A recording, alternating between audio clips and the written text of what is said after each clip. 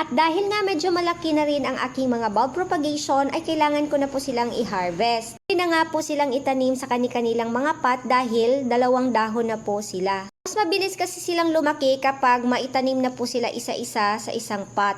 Noon kasing bulb pa lang sila na wala pang dahon ay nakatakip po itong baonan, wala po itong butas sa ilalim, kaya kapag nadadry na po yung potty mix nila ay nag-sprinkle lang po ako ng tubig dyan. Ililipat ko po pala sila dito sa loob ng vacuum kapag meron na po silang dahon at tinanggalan ko na po ng takip sa taas at ito na nga po yung na-harvest ko guys, medyo marami-rami na rin po sila. Eto naman din yung susunod ko na gagawin guys, kailangan ko din maglagay ng carbofuran sa potty mix na gagamitin ko para iwas po dumami yung mga tren dahil sobrang bilis po talaga nilang dumami sa ibabaw ng potty mix. Kapag sobrang dami na nila ay kinakain na po nila pati yung ating mga bulbs ng caladium. Dito na pala ang ginagawa ko ngayon dahil nakakapagod na po kasi palagi na lang po tayo nagre-repat at yung ating mga caladium naman ay bigla na lang nalulungkot yung dahon at saka pag check natin sa kanila mga bulb ayun pala ay kinakain na nila, halos mauubos na nila. Kaya ayun, kailangan ko na pong maglagay ng pangsugpo dito sa potty mix dahil kawawa na talaga yung mga bulb dahil yung iba naman ay hindi na po talaga maka-recover na buo. Kailangan mo na po talagang i-propa